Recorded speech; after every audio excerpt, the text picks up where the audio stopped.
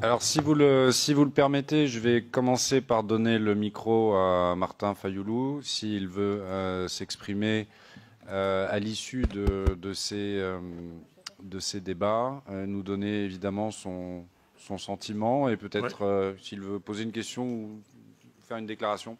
Ben, écoutez, moi j'ai d'abord merci et grand merci aux organisateurs de ces colloques et merci au docteur Mukwege d'avoir ressuscité les rapports mapping. Et merci aux orateurs de ce matin et de cet après-midi. Je crois qu'il y a un problème, un sérieux problème. Et cette dernière photo m'interpelle. Et aujourd'hui, je me pose la question. Pendant la guerre froide, c'est Mobutu qui était mis quelque part et tout le monde, en tout cas les États-Unis en premier, ont utilisé Mobutu. Et maintenant, on parle de mondialisation et j'ai l'impression que c'est Kagame qui est utilisé. Qu'est-ce qui se passe exactement? Mais j'ai un problème. J'ai discuté avec les gens du Quai d'Orsay, M. Rémi Maréchaux, j'ai discuté avec M. Franck Paris. Je leur dis que je ne comprends absolument rien. Le Congo, mon pays, près de 90 millions d'habitants, entouré par 9 voisins, dont 5 ne parlant pas le français, y compris le Rwanda. Parce que le Rwanda est aujourd'hui dans les Commonwealth un pays anglophone. Mais on s'organise pour donner la francophonie à Louise Mushikiwabo. Alors,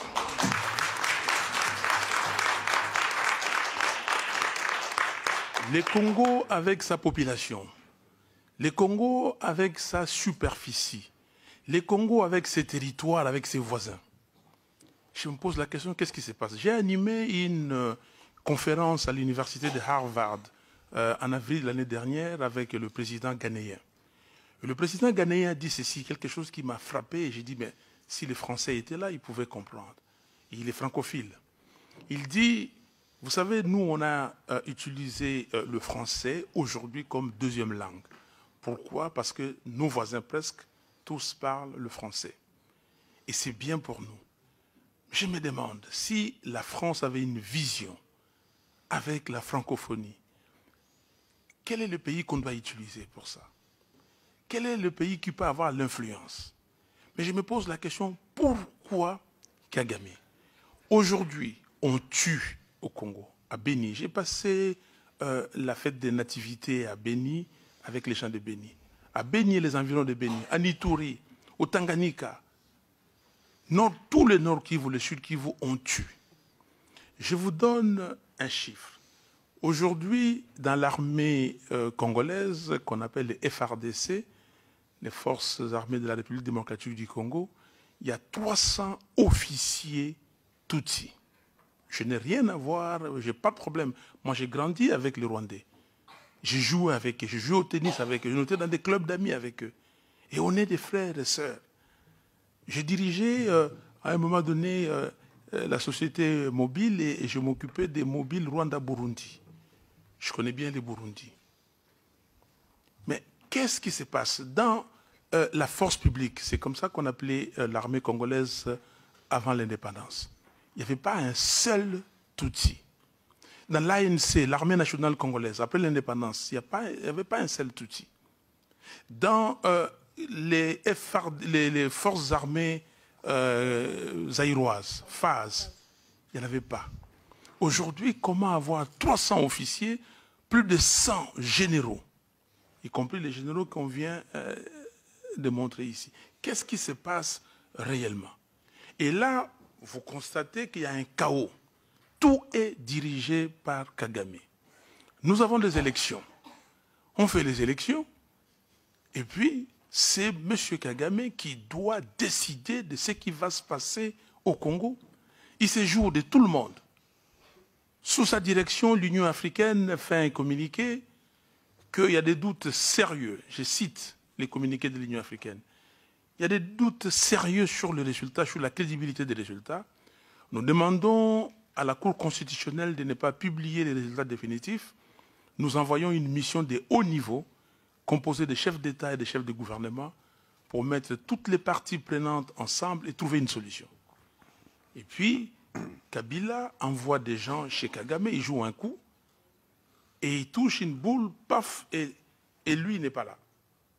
Mais c'est les autres. Donc je dis, ce qui se passe aujourd'hui, c'est qu'on est en train de préparer un chaos au niveau de la région. On est en train de préparer un chaos qui va venir et la communauté internationale va dire qu'on n'a pas vu venir. Non. Regardez cette population avec la croissance qu'il y a. Rappelez-vous de ce qui s'est passé ici à Paris le vendredi 28 février, la semaine dernière, la semaine avant, pardon, à la gare de Lyon. Ce qui s'est passé, on a dit beaucoup de choses. Personne ne peut soutenir la violence. Nous sommes tous contre la violence. Mais à un moment donné, les gens se laissent prendre. Ce qui s'est passé ici, c'est ce qui devait se passer au Congo. Mais les jeunes gens se sont dit, ici c'est un état de droit. Le pire que je peux connaître, c'est que je sois emprisonné. Mais on ne va pas me tuer. Et si au Congo, il n'y avait pas un régime dictatorial, ça se serait passé tous les jours comme ça, et c'est ce qui s'est passé. Et les autorités françaises ne veulent pas tirer des leçons. Les médias ont essayé de survoler la question, ce qui s'est passé le vendredi 28. Mais ils ne sont pas entrés dans le détail pour savoir qu'est-ce qui se passe. Donc, moi, ce que j'ai dit, c'est courage que vous avez pris pour organiser ces colloques. Je vous remercie. Mais je demande, quelle est la suite? Qu'est-ce que nous devons faire?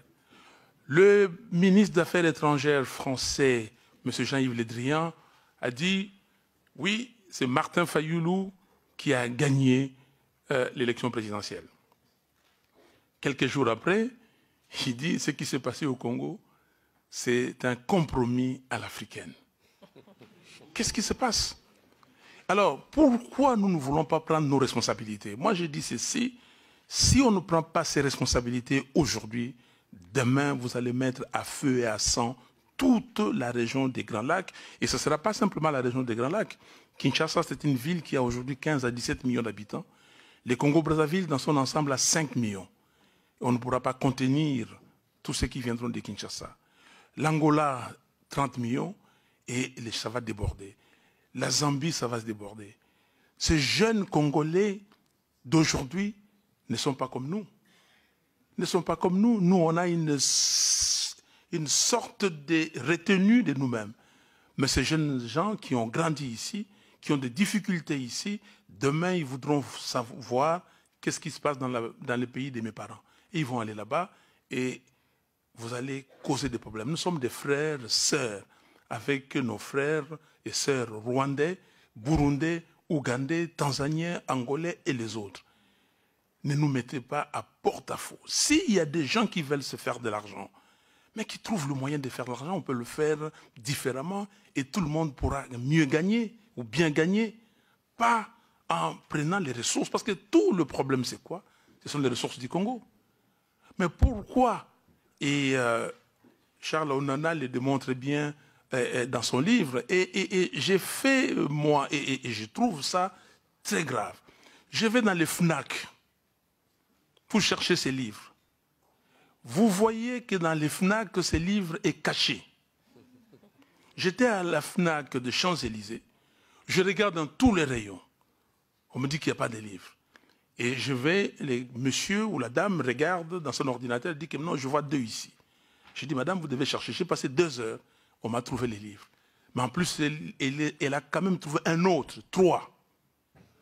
Donc, vraiment, aider les Congos, aider la région des Grands Lacs, aider le monde.